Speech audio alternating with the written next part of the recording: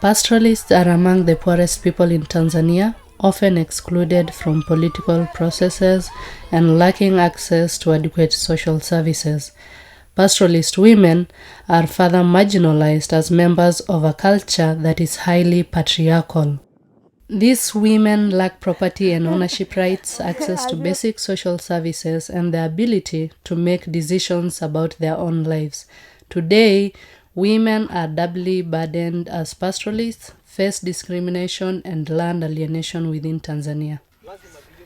To address some of these challenges, the Pastoral Women's Council and the Ujamaa Community Resource Team have been working together to establish women's leadership forums in northern Tanzania, also known as women's rights committees. Today, there are 55 forums in 3 districts, and so far these forums have helped to draw attention to women's rights, to help them to defend their rights, and to give them a voice in public dialogues and decision-making processes. The women rights committees started as a model that facilitate women's rights, property rights, political rights. And specifically, the women's rights committees are elected by the majority of women in the village. Now we have about 42 women's rights committees, and the women in the village, they meet, they discuss issues like domestic violence, land rights, land alienations, political processes. And these women, traditionally, Maasai women lack a forum to meet and discuss their own issues. Ore enataasa lewa naa keji nteita entasat nitahole oiwakilisha ena tomononi oiwakilisha lewa peeku elele akiwakilisha entomononi amishiakinore peelioyi ake enkinyishu entomononi ali ajo emene peemitasheki lewa. Ashunyoro tenkai agil kunang'aru nkujit aibung peetumoki aiguana tiatua lewa. The objective or the philosophy of these women's rights committees is to make sure that women are actively participating in the land rights issues, like making sure that the land is no longer alienated. They also make sure that any deal to do with land, they have to be part of it. Also to mobilize the women to become part of the political processes. For example, they have to make sure that there are women representative in the village government, there are women representative at the ward level, and there are women representative at the district level, and they are specifically speaking issues that are important and they are affecting women. And like issues of property ownership, issues of early marriages, issues of forced marriages, and issues of domestic violence. Wamama wa Kimasai kwa kweli hawana haki na ardhi. Hawana haki na ardhi kwanza kabisa, tukijua tu kwamba mama wa Kimasai anamtegemea sana mzee. Kwa hiyo kila kitu yeye anajua, mzee ndiye anajua. Hata masuala ya ardhi wamama wanajua ni mambo ya wazee. Mirore nkituak nkishu tarmaasai. Ikiata nkitone tole nkitana janai. Enalora na nanu painyangu enkine tenalore baada obo nemishiri erenole mene nkitok ata tenikininga nkara ine ore enkata naata shida na kaliki ajoki kiata nyamali ejo entimira naje kake nkishu toontomonok ata naayie natasotuo noolewa. The women's rights committees are doing so many activities, and we found that they are very effective. For example, normally when there is a domestic violence case, for example when a husband dies, the woman might get a lot of problems, or their livestock or property will be owned by the relative of the deceased. But the women rights committees now have taken that role to make sure that if there is any problem like domestic violence or property problem between with the women, they discuss in the community as women, and they bring it forward. Kieru adol entomononi nabo apa nainyala ormoruo asioki nibor ormoruo lenye near nemur nkishu naa kinya enkayieni enye nibung apa ar nemur nkishu nelotu entomononi enkijiji tesumai nelotu amirisho. Ore naa peelotu amirisho naa kelotu ele payian temerai nelotu nibukoo ndaikin oonkera enyenak newuo apa aibukoo taata. Neeku ore tenkaraki ina ong'on apa nikinoto ina kiteng'eno nanyo nanu adumu ntomonok nikinyoto taata asudaki ormoruo ang. nekipuo ajing enkiguana naipot irpayiani naipot irpayiani ake duo laankang'itie botorok orkutitik nekipuo ajing ina kiguana nkolong'i are oomatiaki ele payian tenimincho ena tomononi miguta niarita nikien iyie nejo sinye irpayian ninche epuku tenaang ninche elo peemikienieni basi nitupukuni ina tasat metaa ninye taata nji natii enkang enye openy enkijiji ang nihori nkishu enyenak neeku kijo ashe tenkaraki ina kiteng'enua apa amu kinoto ekong'wan inkituak. Olewa ata ninche ejoito kamaatu enegolu ntomonok megor iyiok metaa ata ninye itu ebaya enkiteng'ena atua lewa metaa ata naa masikini naleng eyieu neletokini. There are a small number of supportive male traditional leaders who are members of every forum. Traditional leaders, known as Laigwanak, are the influential decision makers within Maasai customary systems. Gaining their support for these forums has been crucial because of their influential role in the society. Men are becoming more supportive of these forums and change is taking shape, but resistance to women's empowerment does still remain.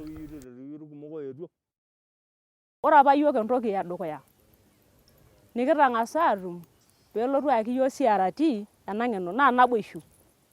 Ore naa taata peepuo aaponu kuna rishat neetuoki naa taata aiteng'en iyiok entoki naji haki naa kishiakinore peerisio esipata olee wenenkitok.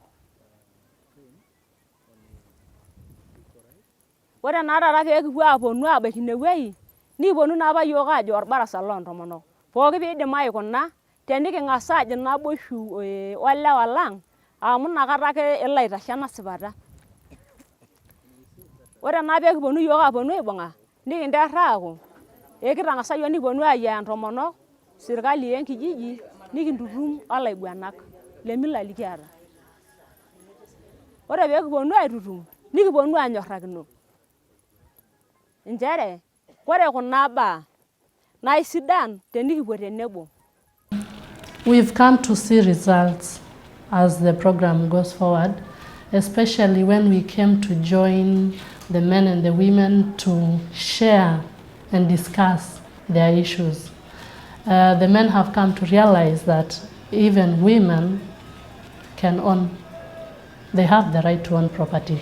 And that's why the traditional leaders have reduced their rigidity and have accepted women in their cultural aspect to own property, to participate in decision making in meetings without the segregation that had been there before. Tenele ntomononi peetum enyamali ormaasai eara irpayian lenye eoruni nkishu enyenak nikidumunye ilaiguanak aapuo aaretoki ina tomononi peemeoruni nkishu enyenak peetumoki ataramatie nkera enye onkulie kinyalat pookin naalio ajo erumisho toontomonok neretoki ilaiguanak peemeas ina toki.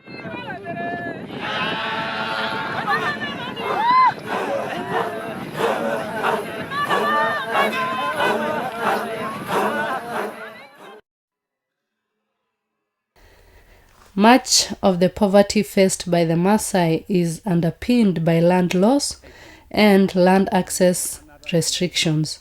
Therefore, land rights has been one major focus of these women groups. They have organized to obtain individual plots of land for some women at village level, and they have also mobilized district-wide to challenge situations where community land is at stake or being lost to outside interests.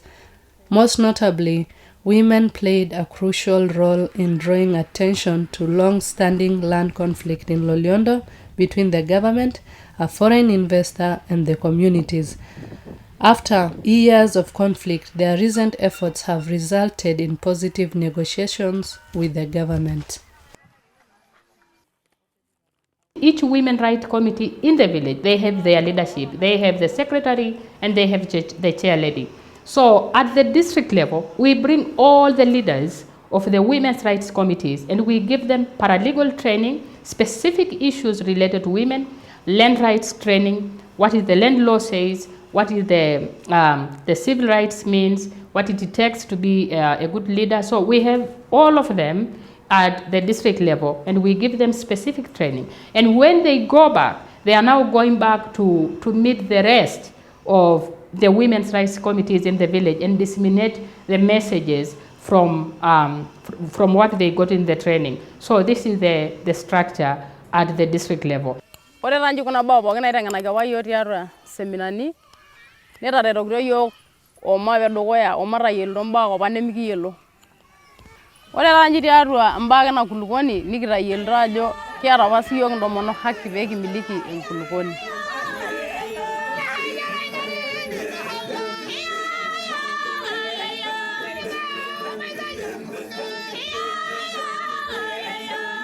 Na imetusaidia sana kwa sababu mpaka sasa hivi hapa ninapozungumza tunao kina mama 30 ambao tayari wana viwanja vya makazi na biashara.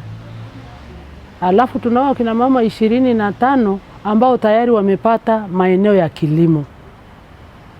Na yote haya yamepatikana baada ya sisi kuingia kwenye semina hizi tulizoelekezwa, tukajaribu kuongea na viongozi, tukafuata taratibu zote za kuandika barua ya maombi na kweli tumepata kwa hicho kiasi, na tunaamini kwamba hatutaishia 30, maana wanawake wa Skuro sio 30. Tuko wengi, lakini kwa sababu basi tumeshapata hao 30, tunaamini kabisa kila mmoja atapata. And we have seen very successful cases in Loliondo where women are more mobilized and then they come forward when questions of land are at stake. Amore tanakata ena kijiji nikitii oloipirie na enkata oloipiri. Na ninye naduo oshi etii migogoro enkulukoni aisul. Amu kiata enkampuni naji ene OBC na waninye karibia nkijijini nara 8. Na ore kuna ampunini pokira na nkampunini sapukin na serikali sii mutua. Etangasa sinche serikali aponu duo nai enaa lang'orok duo nai iltung'anak oota nguvu. Ore naa peejo kiponu peedol ajo meshuko kulo tung'anak. Nitulia naa ninche serikali kake kitulia ake sininche enkiti kidogo amu ketejo matangasa aisho ena toki metangasa ana asira kuna kitua meisha amu lasima ake pekiponu aing'uraa ena wueji amu keyieu nake mpaka tenakata ore tenakata mpaka leo hii kitoni tene ketii ake ine wueji alarrabal mpaka tenakata. Ore ena pekiponu atum ina kiteng'ena, ore ng'ole nikitotoni yiok apa yiok ntomonok nikitoni nkolong'i 12. Nikijo ntomonok wilaya misima Korongoro mikisua mpaka nikitum esujaroto enkulukoni ang. Nikitusujatie nkatitin naatasha nekipuo ake wilaya neshukuni yiok. Nikiponu mpaka niking'asa airriu ilarikok lang meetu enewueji emkoa kejokini ake yiok antaanyu nitu kitum oljibu. Nikidumunye nikiungana ntomonok nikibik nkolong'i 12 tormakaidur. Nikintoki aponu adumunye. Ore ina olong tine wueji nikijo kishuk nkadii pee king'ua ena shama. The CCM at the top level sent a delegation of 5 key men. And these women resisted and they completely refused to disperse again. These women, when they disperse, they make a strategic meeting. They had another strategic meeting with men.